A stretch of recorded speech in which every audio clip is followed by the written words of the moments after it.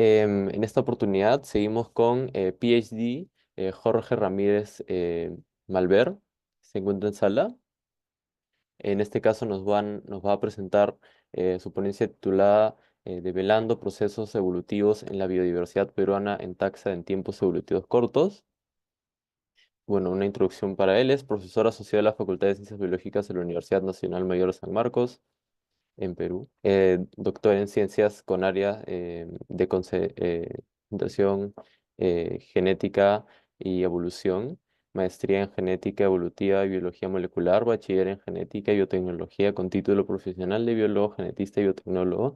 Su principal interés es estudiar los procesos que modelaron la gran biodiversidad neotropical, con trabajos en peces neotropicales, moluscos terrestres, aves, reptiles y otros. Buenos días, doctor Ramírez. Sí, está ahí. Buenos días, buenos días. Buenos días. Y voy a dejar. Puede compartir pantalla si desea. Sí, muchísimas Estás. gracias. ¿Me escuchan bien? Sí. Recordarle que a los 5 minutos antes de que de que vaya a terminar su ponencia, voy a avisarle verbalmente. Perfecto. Ya, gracias. Puede comenzar. Perfecto, muy bien. ¿Qué tal? ¿Qué tal? Un gusto estar con ustedes. Gracias por la invitación. Muchas gracias a la Sociedad Peruana de Informática y Biología Computacional, como siempre, haciendo estos eventos súper interesantes que nos permiten siempre interactuar un poco, conocer de lo que todo el mundo hace y aprender de cosas distintas también, ¿no? Tengo la suerte, llegué temprano porque quería escucharlo a Víctor, pero tengo la suerte de conocerlo a Víctor también y siempre enterarme de lo que se viene haciendo por distintos lados, ¿no?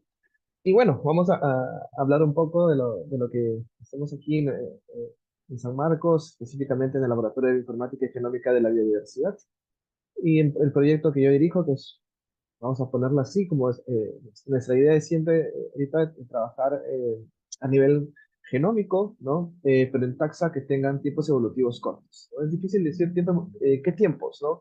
Porque depende mucho del organismo que se esté trabajando, pero podemos entenderlo eh, como en escala evolutiva, tiempos que son que son pocos tiempos muy poco para poder acumular mutaciones, digamos, mutaciones que marcadores tradicionales nos podrían resolver estos casos, ¿no? Si trabajaras con mitocondriales, o si trabajaras con eh, pocos genes, ¿no? Haces un multilocus y podrías resolverlo, ¿no? En este caso hay muchos grupos en que esto no sucede, ¿no? Siempre nos trae la dificultad de poder resolver estos grupos y es ahí donde entramos un poco con análisis, con marcadores a nivel genómico que nos permiten resolver estos dilemas, ¿no? Y en específico he traído dos casos hoy día, ¿no? Uno de ellos es el trabajo de maestría de Jackie Ruiz, que está hace poquito, ¿no? Que justamente estamos trabajando en la zona de transición del mar peruano, ¿no? Vamos a ponernos un poco en contexto, ¿no? Creo que todos lo conocen el Perú, está el mapa del Perú, ustedes pueden verlo ahí. Entonces, vamos a poner un enlace para que sea más fácil, ¿no? Aquí tenemos el mapa del Perú y en el Perú, pues, frente a nuestras costas tenemos dos corrientes que nos enseñan siempre, que es la corriente de Humboldt, que viene de sur a norte, ¿no? Y más o menos por esta altura volteas, ¿no? Y de parte del norte viene la corriente del Niño, también le decimos nosotros, o la corriente sur ecuatorial, ¿no? Ambas son muy distintas porque la que viene del sur, de Humboldt, es una corriente fría, ¿no? ¿No? Es muy fría, a diferencia de la que viene del norte, que es una corriente muy cálida, ¿no? Entonces siempre eso crea ambientes distintos, condiciones distintas, ¿no? Y los organismos que viven ahí están adaptados a distintas condiciones. En el caso de la corriente fría, pues están adaptadas a condiciones frías, y en el caso del norte, condiciones cálidas, ¿sí? Y aquí al medio, donde las corrientes se juntan, se forma lo que se le llama una zona de transición. Es una zona donde hay un gradiente de estas condiciones, ¿no? Y hay organismos que también viven en esta zona de transición, o hay organismos que pueden pasar esta zona de transición. Uno de los casos, pues, es el del pulpo, ¿no? El pulpo, el que comercialmente se vende en los mercados peruanos, que es el Octopus milus, ¿no? Es una especie que está descrita para la corriente de Humboldt, ¿no? Y existe una especie que se llama Octorus copsorum, que está descrita para toda la parte tropical, ¿no? Desde México hasta Panamá, Colombia, ¿no? Y se ha deportado hasta Ecuador. Pero también hay varios reportes en la parte de lo que es el New. Estas dos especies, ¿no? Eh, son muy idénticas, muy similares, ¿no? Y cuando se hicieron todos los estudios moleculares, mitocondriales, todos llegaron a la conclusión de que son una única especie, porque básicamente no hay diferencias a nivel genético, ¿no? Entonces, podemos decir que tenemos la población de Octopus mimus al norte, ¿no? Que sería más adaptada a las corrientes cálidas, y hasta México, y la población de Octopus mimus adaptada a las corrientes frías, que vive en la parte de la corriente de Humboldt en Perú y Chile, ¿no? Si entonces nosotros decidimos, vamos a estudiar esta zona de transición. ¿Qué está pasando en esta zona de transición? Si tú tienes dos poblaciones adaptadas a una de estas, ¿qué pasa en esta zona de transición? ¿No? Y lo primero que hicimos fue, vamos a estudiar, pues, el mitogenoma, ¿no? Hicimos un par de mitogenomas, ¿no? Y aquí tenemos, son todas de Perú, excepto de acá, que es México, ¿no? Estos son haplotipos, ¿no? Entonces, finalmente se sabía por los estudios mitocondriales, pues que había el haplotipo del norte y el haplotipo del sur.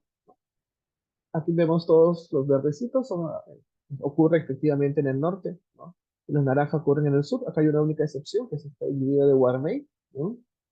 Eh, ¿No? Pero los individuos de la zona de transición están aquí con este color más beige, más marrón, ¿no? Y vemos que hay individuos de transición en ambas zonas, ¿no? Entonces, a nivel mitocondrial, es, eh, hay individuos de transición en ambos lados. Pero eso no nos resuelve mucho, ¿no? Porque no nos habla de, por ejemplo, si hay introgresión, hibridación, qué está pasando con los genes adaptativos, ¿no? Entonces, los mitocondriales nos da una idea. Ya nos da una idea y nos dice, efectivamente, hay dos grandes poblaciones, ¿no? Y efectivamente la población del norte llega hasta México. Entonces, lo que nosotros hicimos fue, vamos a obtener una representación reducida del genoma con distintas técnicas, generalmente, estas de aquí que estoy mostrando, basadas en cortes de enzima de restricción. Tú puedes cortar el genoma en muchos puntos y a partir de estos cortes de enzima de restricción, tú secuencias, por ejemplo, con Illumina, 100 pares de bases al lado del corte de restricción, ¿no? Y con eso tú vas a obtener SNPs dispersos por todo el genoma que te permiten a ti hacer análisis de distintos tipos, ¿no? Entonces nosotros hicimos esta reducción de genoma, obtenemos los SNPs, estos SNPs se obtienen muy fácilmente, ¿no? Hay varios programas como iPrograph, Stacks, que uno puede utilizar, que básicamente lo que haces es, dependiendo si tienes o no un genoma de referencia, ¿no? Tú puedes mapear estos reads contra el genoma de referencia y a partir de eso puedes obtener las variantes que puedes encontrar o lo puedes hacer de nuevo. Tú puedes obtener todos estos SNPs, ¿no? Agrupas por homología cada uno de los locis, de los locus, y a partir de estos tú agrupas en toda la muestra general y puedes obtener también todas las variantes, ¿no? La idea siempre es obtener una buena cobertura en cada uno de tus distintos locus. ¿Y qué es lo que obtuvimos? Bueno, acá tenemos básicamente el resultado, ¿no? A nivel de SNPs no ligados, ¿no? La idea siempre es trabajar con no ligados para no ser redundante en la historia evolutiva. Y lo que obtenemos es básicamente, pues, efectivamente la corriente de Humboldt, ¿no? Tenemos individuos puramente de esta primera población, podríamos decir que hay dos poblaciones, lo mismo que sería en mitocondrial, ¿no? Una población que en este caso sería la población naranja y otra población que sería la población verde, ¿no? Y efectivamente en la corriente Humboldt están todos los de color naranja, en la corriente del niño están los de verde, pero observamos un pequeño, digamos, en la zona de transición, inclusive aquí en la corriente del niño, ¿no? Individuos que tienen un cierto nivel de ancestría con las otras poblaciones, ¿no? ¿Esto a qué es debido? Pues eso es debido a que si bien estas poblaciones son bien diferentes, en esta zona de transición, especialmente cuando hay, por ejemplo, eventos de niños, esta zona de transición se mueve más, ¿no? Estos individuos se encuentran, ¿no?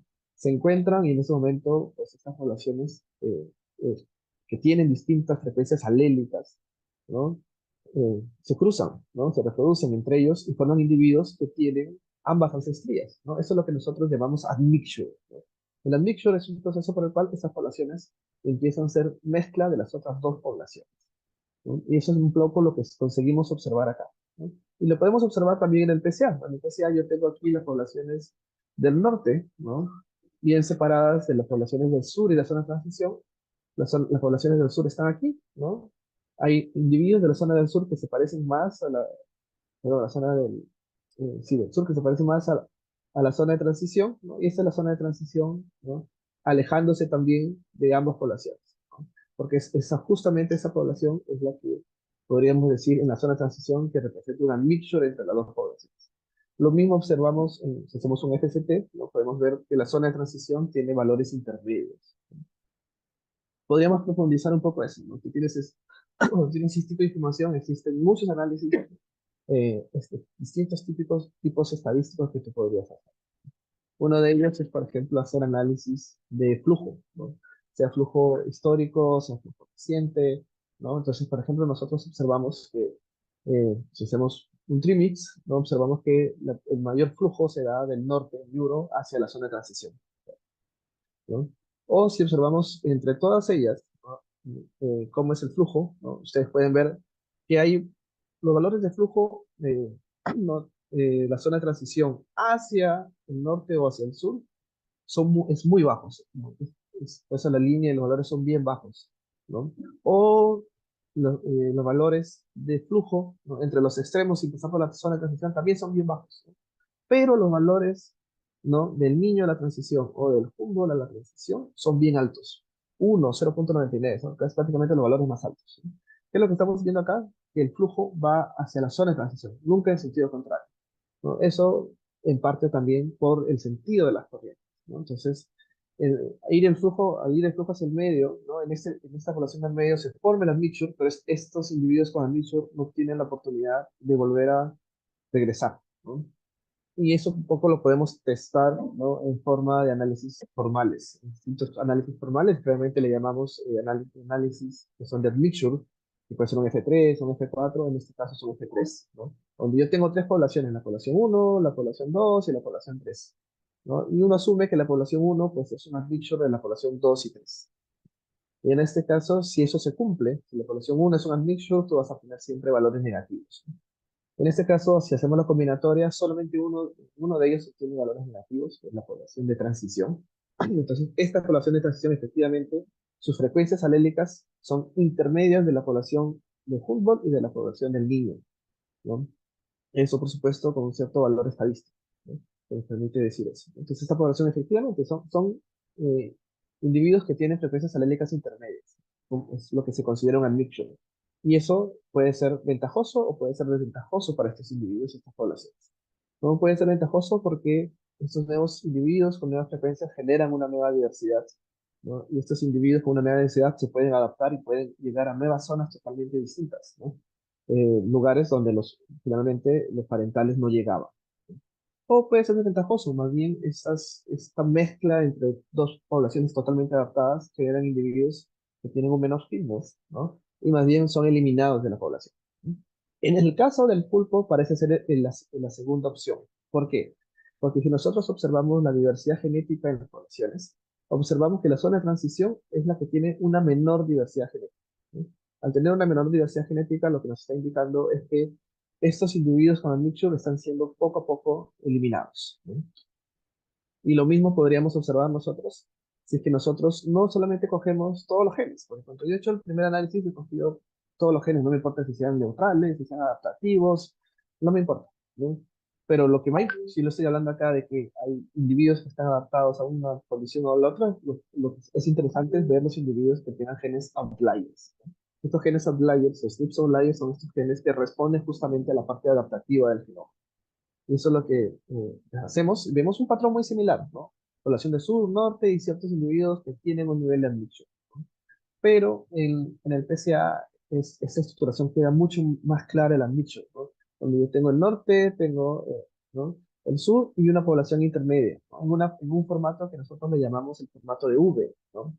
Este formato de V es un formato típico de poblaciones que han sufrido admixture, ¿no? Porque tú tienes en uno de los ejes, ¿no? En este componente, ¿no? Esta población, ¿no? Si me fijo solo en este eje, uno está aquí, y el otro está aquí, en el medio, ¿no? En este eje, esta población es un admixture, es un punto medio entre las dos poblaciones, ¿no? Pero si yo me fijo en el otro eje, ¿no? Esta población se diferencia de las dos poblaciones parentales, ¿no? Es las propias variaciones que surgen en esa población. Ese es un formato típico que se forma cuando hay casos de nicho. Entonces, ahora actualmente nosotros estamos continuando ampliando este análisis, ¿no? Con mayor número de SNPs, llegando a Chile, México, ¿no? Para poder y también llegar a resolver al final la pregunta, porque siempre me preguntan, ¿y son una o dos, son dos especies? ¿No? Esto es un continuo.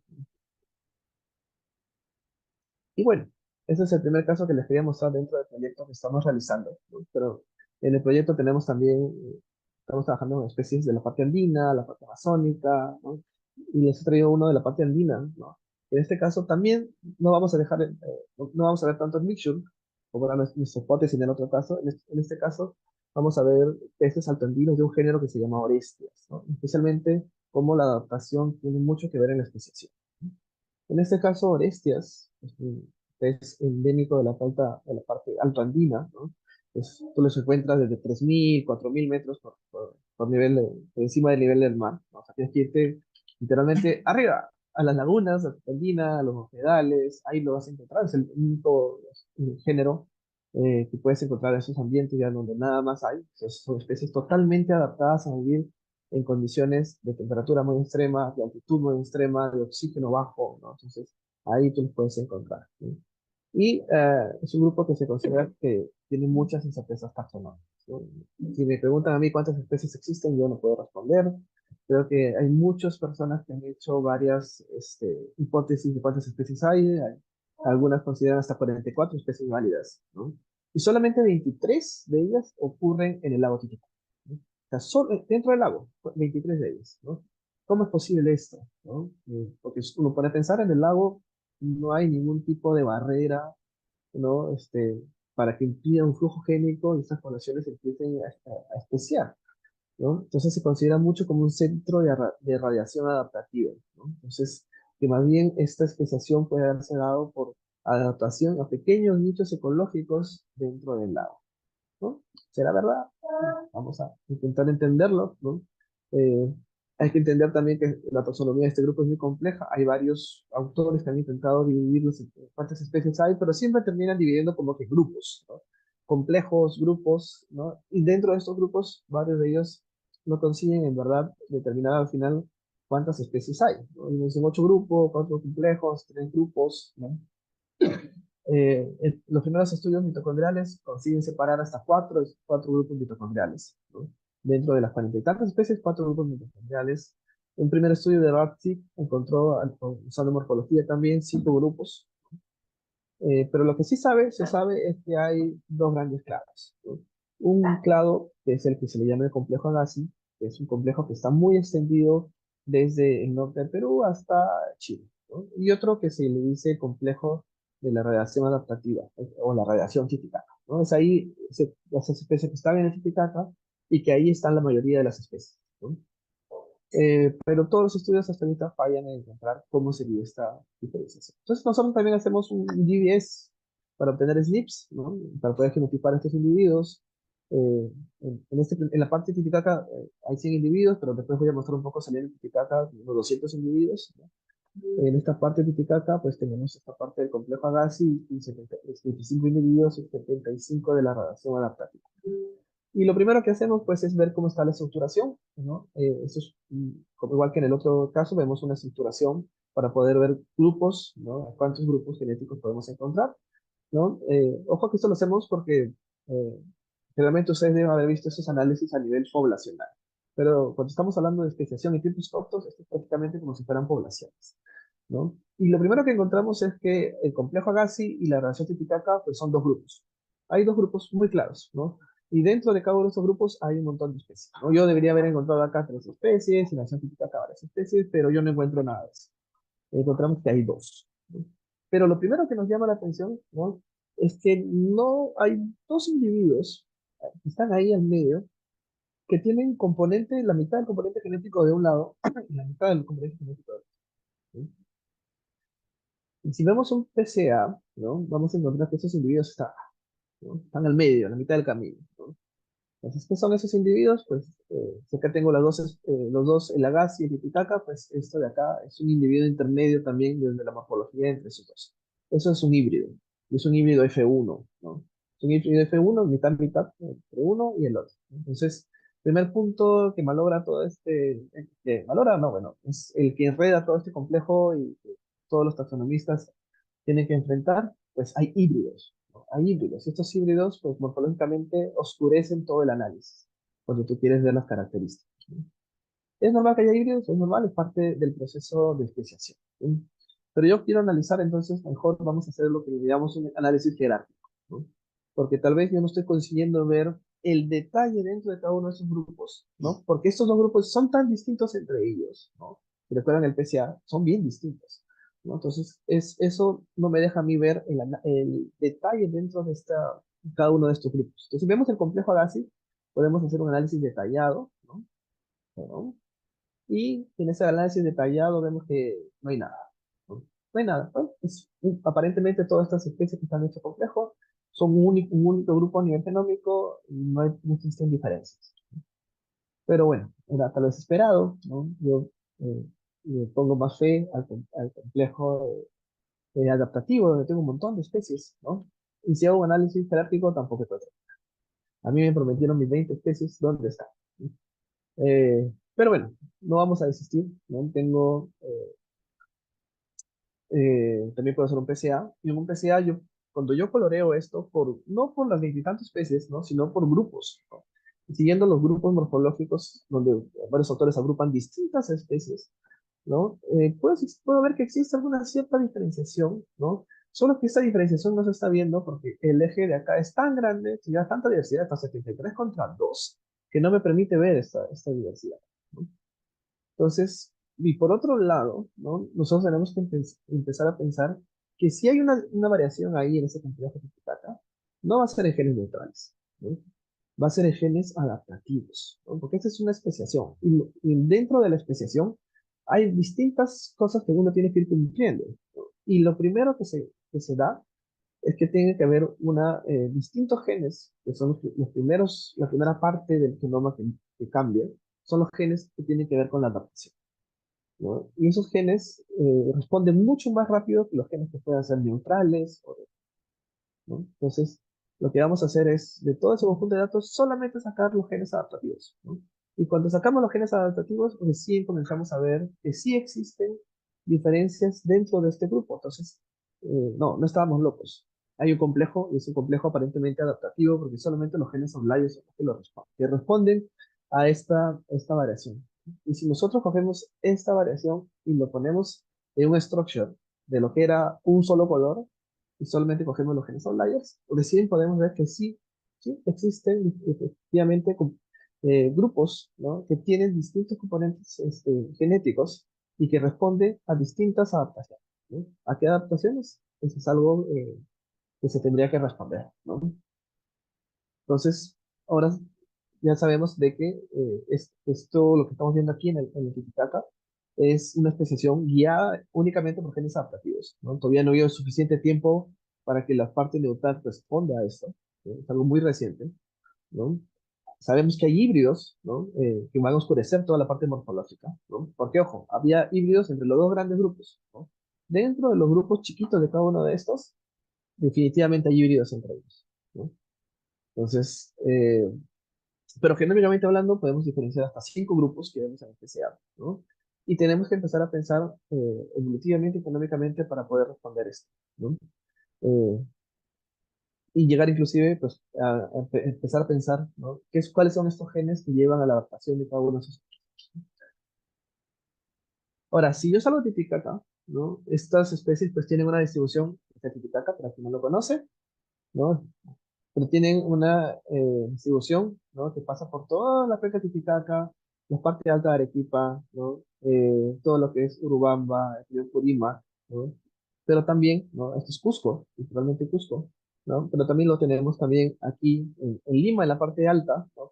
Aquí, en la parte alta de una especie descrita, en la parte alta del río Rima, por ejemplo, también, ¿no? En el lago Junín hay 2 especies que fueron descritas, ¿no?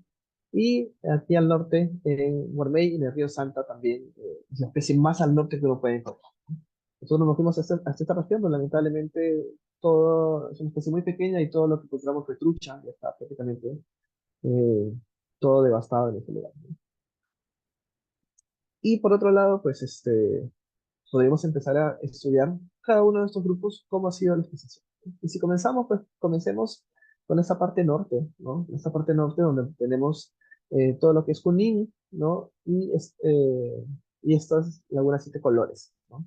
Y aquí sí observamos una clara diferencia, donde tenemos, pues, cuatro grupos bien marcados. A diferencia del Titicaca que no encontrábamos grupos, aquí fácilmente encontramos grupos bien separados. Uno que ocurre en la cuenca del río Chillón, uno que ocurre en la parte de Mantaro, ¿no? Eh, Otro que ocurre aquí, en esta parte alta, ¿no? Y todo esto que ven en verde es la Laguna Junín. Y en la Laguna Junín sí no encontramos diferencias, ¿no? Acá también vemos el mismo PCA con los cuatro grupos bien marcados, uno, dos, tres, cuatro, ¿no? Y la Laguna Junín, lo que habría ahí, todo mezclado, ¿no? ¿Por qué? Básicamente porque no estamos viendo la diversidad a menor escala, estamos viendo la diversidad todavía de una escala muy lejana. Y nos acercamos, ¿no? Y abrimos solamente este grupo de Junín de una diversidad, solamente en este grupo ahí encontramos las dos especies dentro de la laguna Juana. Si nos vamos al sur, vemos toda esta parte eh, de Cusco, Puno, Arequipa. Encontramos también que podemos ver rápidamente estructuración, ¿no? Arequipa, ¿no? En parte alta Arequipa, el Colca, son grupos ya genéticamente muy separados, ¿no? Toda esta parte checa, Palpamayo, ¿no? Que es toda la parte del Urubamba también está bien separado, ¿no?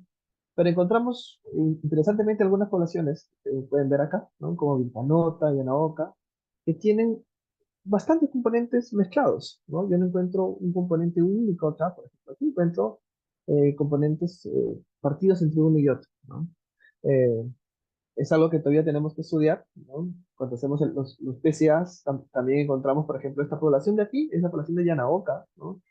Que es esta de aquí, ¿no? Esta de aquí, que también es, ¿no? Que tiene este componente partido, y también encontramos esta población que es este formato de V nuevamente que nos está llamando la atención. Eh, no sería descabellado pensar que también dentro de estas lagunas existan procesos de admixture entre distintas poblaciones, ¿no? Y lo gracioso es que Yanaoca y la población de acá están divididas por un cerro de ese tamaño, ¿no? Entonces, también hay que empezar a pensar cómo se da esta distribución, cómo desde Titicaca hasta Ancash, ¿no? Esta especie consiguió hacer esta dispersión, ¿no? Sí, en un tiempo muy corto. Entonces, a nivel mitocondrial, todas son idénticas, ¿no? Cómo se da esto, ¿no? A qué, desde el punto de vista biogeográfico, cómo es que se vivió, ¿no? Entonces, y probablemente tenga mucho que ver con el deshielo el hielo y el deshielo, pues. Entonces, en algún punto tiene que formarse la conectividad entre estas lagunas altoandinas que permite este flujo, ¿no? Y si hay un punto en que en una laguna se juntan, ¿no? Se puede llegar a obtener poblaciones totalmente con admixture entre dos poblaciones. Bueno, eso era más o menos lo que tenía hoy día para conversarles, ¿no? Todo esto es parte del proyecto Prociencia, porque tienes que hablar de tu proyecto Prociencia, ya. Hablar del proyecto Prociencia, que es este de aquí, el Develando el Proceso Evolutivo de la Diversidad Peruana, una escala genómica, diversidad genética y proceso de especiación en taxa con tiempos evolutivos cortos, ¿no? Financiada justamente por Prociencia con CITEC. Entonces, el agradecimiento del caso, porque es gracias a ellos que nos permite hacer todos estos estudios, ¿no? Igualmente les dejo mi correo para cualquier cosa que deseen consultar. Ok, muchas gracias, eh, dijiste Jorge, Rapid y Jorge Ramírez. Este, bueno, tenemos preguntas en el chat. Dice, Luis Traje dice, buenos días, Jorge, muchas gracias por tu ponencia y tu experiencia. ¿Cómo se establecen los límites taxonómicos a nivel genómico, familia, géneros, especies? ¿Qué herramientas genómicas podrían permitir establecer estos límites de manera objetiva y reproducible? Eh, ¿Qué pregunta? ¿Qué tal, Luis? También lo conozco. Este, esa es una pregunta, una discusión que se da ahora, se da mucho, ¿no? Porque a nivel genómico, ¿no? Si tú quieres, puedes, como algunos dicen, si tú quieres, puedes comenzar a dividir. ¿Entiendes tú? las especies son un continuo, ¿no? Y mientras más tú aceleres tú pongas el foco en algo, puedes llegar a encontrar una división, ¿no?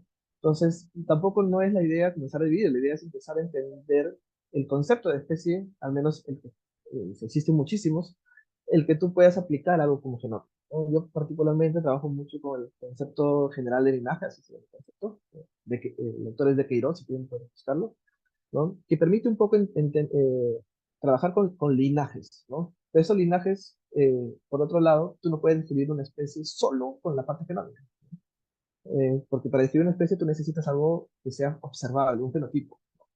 Puede ser un fenotipo, puede ser alguna característica de, no sé, de voz o alguna, sí, dependiendo del grupo puede ser muchas cosas, pero necesitas algo fenotípico para poder describir, ¿no? Eso es algo internacional. Tú no puedes describir una especie solo porque genómicamente te es diferente.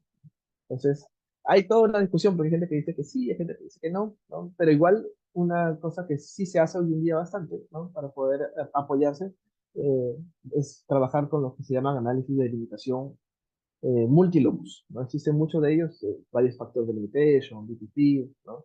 Que te permite unir la herramienta genómica, ¿no? Al concepto de un concepto de especiación de linaje, ¿no? Y intentar delimitar qué especies son, ¿no? Pero a nivel genómico, ¿no? Y eso incluye considerar que existe incomplete lineage sorting, que existe admixture, ¿no? Porque dentro del concepto genómico de especies, tú aceptas de que pueden haber híbridos, pueden hacer, eso no importa, ¿no?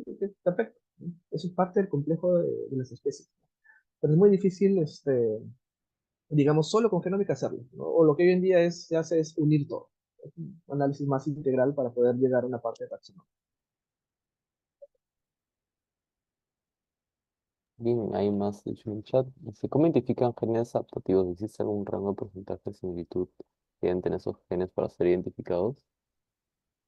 Muy bien, es una muy buena pregunta, ¿no? Existen, digamos, dentro de todos los análisis para genes adaptativos, dos tipos de análisis, ¿no? Uno de ellos que son basados en árboles, que generalmente se usa para cuando tú tienes cosas muy antiguas, así que los descartamos, y cuando tú tienes basados en poblaciones, ¿no? Que son como cosas recientes, que es lo que hemos hecho acá, ¿no? Existen distintos programas, Bayescam, PCADAPT, Outplank, varios, pero la idea siempre es la misma, ¿no? Eh, Tú vas a tener dentro de todos tus genes, ¿no? O dentro de todos tus SNPs que tú eh, vamos a ponerlo más fácil, ¿no? Eh, Vamos a ponerlo más fácil. Cuando tú tienes, digamos, tú tienes un locus, ¿no? En un locus tú vas a tener un SNP adaptativo. ¿Qué es lo que va a pasar con ese SNP adaptativo? Con el tiempo va a seleccionarse y va a hacer que todo el mundo tenga ese mismo SNP, ¿no? Entonces, en esa región, ¿qué va a pasar? Va a ser homocigota. La diversidad genética va a caer rápidamente. Entonces tú vas a tener regiones que tienen mucha diversidad, la misma diversidad es muy homocigota, ¿no? Es muy baja comparada con otras regiones, ¿no? Esa es una señal, por ejemplo, de selección. ¿Qué más va a pasar en esta región? Desequilibrio y ligamiento, ¿no? Como esta región está seleccionada, todo lo que está a su alrededor también va a estar seleccionado. Va a haber un desequilibrio en ligamiento ahí muy fuerte comparado con otras regiones, señal de selección, ¿no? Entonces, tú puedes, hay mucha gente que se ha planteado estas hipótesis, decir, ¿qué pasa cuando algo está seleccionado? Y a partir de eso se diseñan test, hay varios test formales, donde tú pues buscas justamente estas regiones que cumplen estos parámetros, ¿no? Es más o menos lo que se hace. Ok. Bueno, yo personalmente también tengo muchas preguntas. Esos temas en conservación genómica me agradan bastante y justo tenemos como un tiempo antes la siguiente ponencia, así que también voy a hacer una pregunta, o no una por lo menos, para que alcance el tiempo. Este, Me gustó sobre todo la forma en que hablaste, digamos, en, centraste tu ponencia en especies que tienen adaptaciones muy específicas a terrenos muy como dificultosos, el pez que mencionaste. Y te quería que profundizaras en cómo seleccionan las especies que van a ser objetivos de sus estudios sea, ¿por qué seleccionaron esa especie de pez y no podrían buscar, por ejemplo, otra especie? ¿Cuál es, por ejemplo, las importancias de las especies que seleccionan en el momento de hacer sus estudios? Muy buena pregunta, ¿no? Pasa por varias cosas, ¿no? Eh, uno, a veces también me gusta decir que me gustan más las preguntas que los grupos, ¿no? Yo soy de esas personas, ¿no? Si trabajo, he mostrado un pez y un pulpo, ¿no? O sea, no soy que yo he trabajado con peces, reptiles y varios, porque me interesa un poco más las preguntas, ¿no? Y dentro y a veces uno llega, a veces cada proyecto tiene una historia como que uno dice, ay, ¿cómo voy a pensar eso? Pero tiene una historia por detrás, porque conocí a alguien y esa persona me introdujo a un grupo, ¿no? Realmente termina siendo algo así, ¿no? Con todas yo me considero más un genetista evolutivo que alguien que estudia un determinado grupo. Entonces, generalmente termina siendo, no conocí a alguien que me presentó este grupo, me presentó el caso y como que se, ¡pum! Ah, no, esto es interesante, ¿no? Y ya venimos bastante tiempo en el grupo de investigación que pertenezco trabajando en la parte marina, ¿no? Y estábamos, pues, muy interesados en la parte marina porque esta parte de la transición, fuera de la diversidad que existe y está súper mal estudiada, esta zona de transición para mí es un laboratorio evolutivo. La cantidad de cosas que debe estar pasando ahí es súper interesante, entonces hay que coger un modelo y ahí es la segunda parte que uno piensa, ¿no? Tiene que ser fácil conseguir la muestra. Y el pulpo lo consigues en el mercado, lo consigues por el pescado, te lo consigue, entonces es fácil conseguir, ¿no? Entonces ahí es uno de los puntos que siempre uno toma en consideración, ¿no? Porque si el grupo es muy interesante y el lugar es muy interesante, el es interesante, pero tienes que ir a un lugar y es muy difícil de conseguir la especie, es complicado, ¿no? Eh, y justamente el proyecto de Pulpo comenzó porque una colaboradora nos trajo el caso porque los pescadores tienen, la población del norte son más pequeños, tienen problemas para llegar a la talla mínima, entonces hay un problema detrás que tiene que ver con la pesquería. Por ahí vino también el origen de ese proyecto. En el caso de las orestias, los peces, de peces es uno de los grupos que más he trabajado, ¿no? Y la parte andina, en cuerpos de agua, existe muy poca información que se ha generado a nivel de genética de poblaciones. No hay prácticamente, ¿no? Y ahí hay toda una área para explorar, pero no solamente especies, ¿no? Hay un chico acá en el doctorado que está estudiando anfibios, que va a ser bastante interesante ver sus resultados, ¿no? Para ver justamente dispersión, conectividad, qué procesos se dan en este tipo de lugares en cuanto a especiación, ¿no? Y por ahí surge, ¿no? Y bueno, también porque los que conocen de peces, pues este grupo es un problema, ¿no? Porque nadie sabe cuántas especies hay, pero todos los lugares donde ellos viven están amenazados principalmente por minería y por trucha, introducción de la trucha. Entonces, desde ese punto de vista, pues es como que hay una presión también para empezar a estudiar, ¿no? Ok, muchas gracias, muy interesante tu ponente. Espero poder hablar contigo en otro momento. Me parecen so fascinantes estos temas de conservación, así que muchas gracias. Listo, ahí les dejo mi correo para cualquier cosa. Ujú. Ok, bueno, muchas gracias.